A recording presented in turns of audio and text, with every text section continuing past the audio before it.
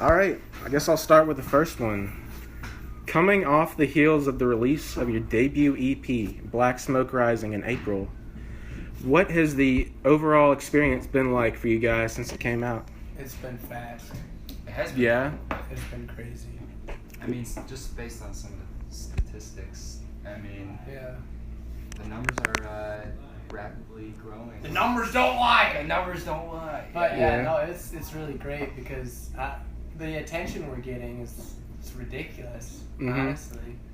And Compared to a lot of contemporary acts Yeah. that have come through in the last couple of yeah, years. but I think we're serving up something different from what I think most people are used to for the past 20 or 30 years. Okay. Large part of it, definitely.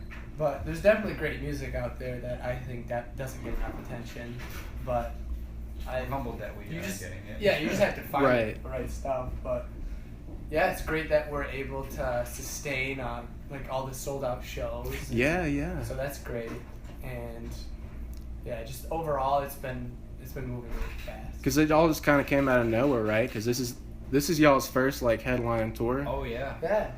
Man, that's first. crazy. Go from just like it's like your first experience, but like you get sold out show after sold out show. I mean, that must be awesome. Yeah, like we just got out of high school, and then we hit a bunch of festivals, and we opened for the Struts for 5 days. Right? Yeah. And Shinedown for like 2 or 3 Okay. dates too. They're big acts. Yeah. Yeah. Our biggest shows of I all know the time are with Struts. them. Yeah. Yeah, so it's been wild. Awesome, That's all I can man. really say about it. Right on. And hard work. Don't forget the hard work. Oh yeah, that comes naturally. I guess so. All right, so number 2. It's no surprise. Jeez, can we get some damn privacy? It's no surprise that you guys are influenced by Led Zeppelin and other British rock greats from the 70s. What are some of the more off-the-wall influence that you've incorporated in your music? Ooh, off the wall. So that's Just kind of, like... Well, anything contemporary would be considered off the wall or an outlier in our catalog, I would Yeah. say. I would say some stuff that people don't expect is classic country. Oh, really? That's a good point. I heard that in y'all's EP the other night. I heard some of that. Probably in the Flower Power area. Yeah, because we have a lot of songs that it's kind of like our own interpretation of country. Right. Because That's a good point. I get, like the Willie Nelson, kind of like Twitty, Merle Haggard, Right. that kind of thing. I think I heard a little bit of soul in it too, like any soul Yeah. singers, R&B. Well, I think that's not really wild. I think that's just where Right, a lot right. of the sound comes from. Okay. Like the Joe Cocker, Sam and Dave, Right. that whole soul movement, Wilson Pickett, which comes from Josh mostly. Yeah. What's some other weird shit that we... I'm trying to think. I'm really trying to think. How about some Seals and Crofts? Now there's a Seals lot of and Seals and Crofts. Crofts. You haven't heard about as much of it yet. There's a lot of folk influence in this band too. Like, Yeah, I heard one of the songs, 1 or 2, had like acoustic on it. Yeah, I guess I don't really think about it. A lot of our but- songs are written first in that way, Yeah. in sort of a folk setup, and then they evolve into something else. Yeah, because it's not like... Good, dude. What's up? It's not like we set out to be a rock and roll band. It's just that it's a sound that comes out when we get together and play. Yeah. So it's like stuff that y'all listen to, and y'all just kind of bring it all together and incorporate what y'all listen to. Yeah, it's kind of like taking the average of it all. Okay. Pretty much, yeah. We all have similar influences, but then when you go out a little bit more, like what we primarily listen to, it's totally different. Awesome, man.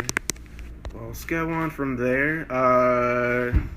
Have you found that being from Michigan has influenced your music in any way, like the environment? Absolutely. Yep. Because a lot of people, when they think of Michigan, they think of like Detroit. Yeah, like Motor City. And Flint. But we come from an area that would not, it doesn't really fit in with a lot of the rest of the cities in Michigan, which kind of helps with the sound. We grew up in a very rural countryside, sort of small town with a lot of woods, a lot of greens, a lot of farm fields, a lot of rivers and streams. A lot of great places for kids. Yeah, Yeah. great place to grow up. So we would we would run all around and just explore. So, like, you incorporate nature into your music, because I've heard some of that a little bit, like, kind of pastoral, sort of. Absolutely. Totally, that's the perfect word for it. Yeah. Okay. Because that's exactly what it would look like. You know, there's this little town, Frankenmuth, and you go like 2 or 3 miles outside of it, which is where we both live, and it's very, very farm. You know. Yeah, I hear farm you. animals, barns. Pastoral. It's Pastoral. Perfect. It's perfect. It's beautiful. You're a poet. Not quite. Closest Neither are thing. we. Neither are we. Well, what was the question? I feel like I had some more ammunition on that one. Being from Michigan Oh influence. yeah, like the whole Detroit thing. Like I learned how to play bass in the Motown style. You know, I'm not sure if that is because we're from Michigan, but that's what I was listening to at the time. I'm like, this stuff just moves, like, just so sexy, you know. Right on. I was able to notice, like, as I would say, like 12-year-old non-musician, that the bass is moving that whole thing.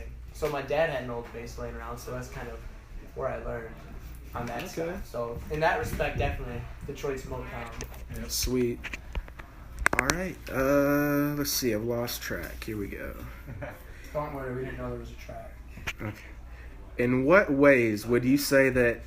Is it Greta Van Fleet or Greta? I feel like I have to ask that. Greta. Yeah, just like a name. A lot of people Then do you and a yours. double G. This summer. You never know.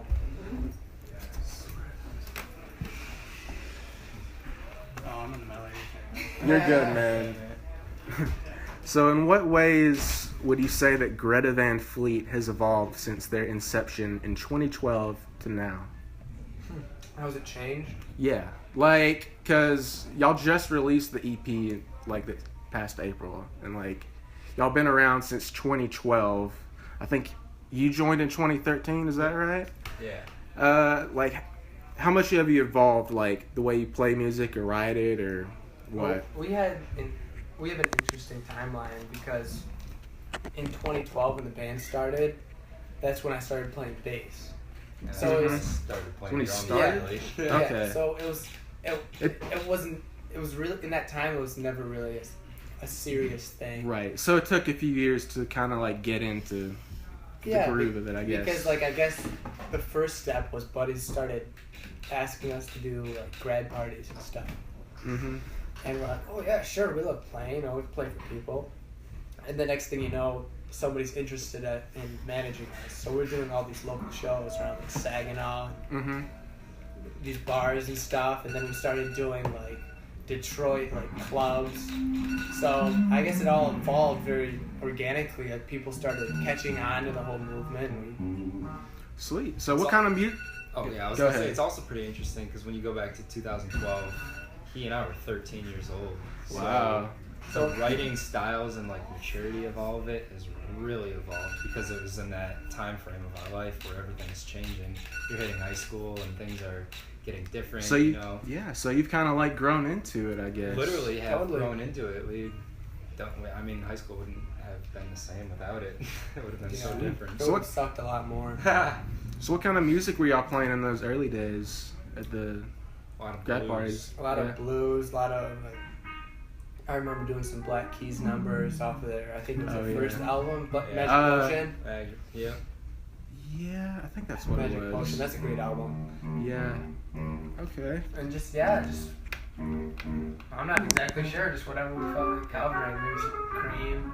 We never had any specific genres, and that's the coolest thing about it. And that's why those questions are so hard to answer, because it's like asking someone to say something in Spanish. If they know Spanish, it's like, what do you say? Oh, right. I would say taco or nacho libre. I'd say no. All right. So going back to being this first big tour, you guys are currently embarked on your first big headlining tour after supporting the Struts earlier this spring. And Shinedown, I didn't know that. What are some things y'all have learned from your time with the Struts and I guess Shinedown too to prepare you for this current tour? To me, I guess it's kind of like what a professional band looks like, yeah. you know, and how the inner workings are. Yeah. Because nobody knows that stuff unless you're in that industry. Can't learn it from a textbook. Right. Or in text That's for anyway. sure. To me, it's how big of a factor organization plays in a lot of it. Because if you think about it, there's a lot going on at one time. There's a lot that can go There are wrong. a lot of people, a lot of factors that can just go way wrong. Right. And showing up at specific times, you know, it just makes everything go a lot smoother. And it makes you look more professional. Yeah. And that's how you keep moving on, you know. Okay. Sweet. Looking at your tour itinerary, it seems like you guys are staying busy throughout much of the remaining year. What are some ways y'all like to pass the time between tour stops? Well, it's a weird job because Yeah. we get to go to all these really cool places, but we never get to really get into it, you know. So when we can, we like to hike. We just like to camp, you know, just do outdoors things, because so often we're just stuck in hotel rooms and inside like this, like we're just sitting like, you know. So, Yeah.